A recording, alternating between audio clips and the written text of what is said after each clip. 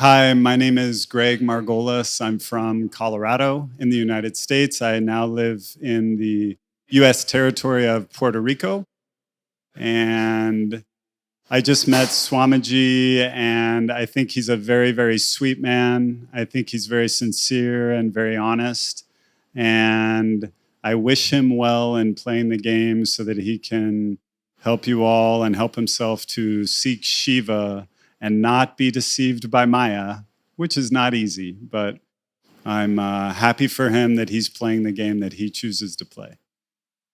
So my name is Karthik, and I'm an engineer, and I have solved problems in all kinds of engineering. All of your cell phones have my pilot filters at the front end, thanks to its being there in the Qualcomm CDMA standard. And all of your commercial aircraft that you've flown in have my algorithms for health monitoring. And if you're using autonomous vehicles or drones, they are likely to have my inventions and algorithms in there. So in a sense, I'm probably one of the most successful engineers in the sense of being able to solve many problems in many areas of engineering.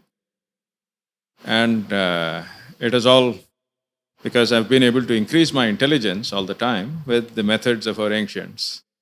And it is really wonderful to see that somebody is trying to bring those methods back into the public and keep them in front of them.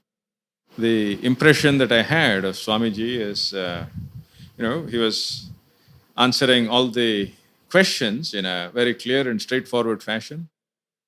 Because it is very rare to see leaders have this sort of sincerity, because these days it's all about getting and holding money. But, Swamiji is, straight away saying things as they are, and he doesn't pretend that he doesn't have limitations or whatever. And he really understands what the meaning of that enlightenment is, which is the remaining in Purusha Khyati. And while I'm here, I can certainly feel that, peace in the heart as it is, which happens with much intensive yoga practice each time. And he's able to, get people into that sort of state relatively effortlessly.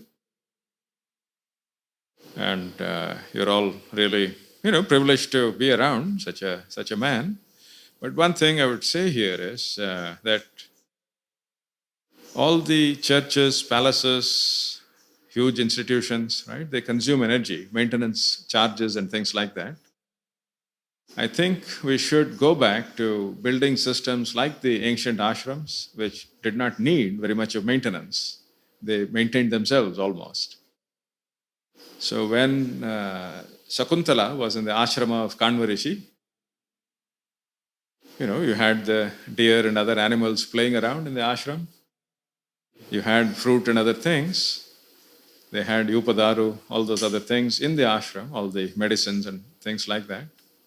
So I think it'll be easier if you have many small areas and many open areas with the lingas and other such things where people can come in and practice dhyana. And the environment produced by the medicinal plants is very powerful for that purpose.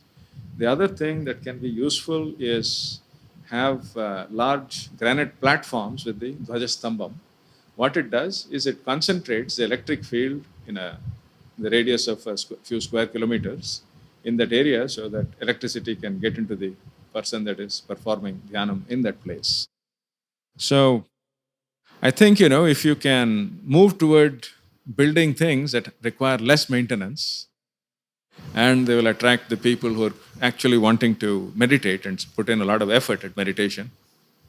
Because as I was saying before, we need many brahmanas in society once again, because in my lifetime, I haven't seen another, and that is why the rishis, do not mingle with the normal people anymore. And the only thing that they're trying to do is to reduce our population because they see all of us as parasites. Yesham na vidyana tapona danam na jnanam na shilam na gunona dharma te martyaloke bhuvibhara bhuta manushyarupena mrigas charanti. So we have to really take out that impression so that they will constructively interfere in our society once again and help us.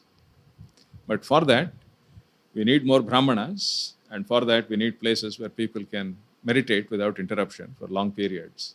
The other thing is society needs to have the higher vivaha, Brahma vivaha, Prajapatya, Daiva, right? Because most of the unions in today's society are a combination of commerce, force, and fraud. That is Asura, Rakshasa, Paisacha, Vivaham. And they cannot produce Aryans. They cannot even produce Shudras. And that is why only 10% of the population today is even Shudra.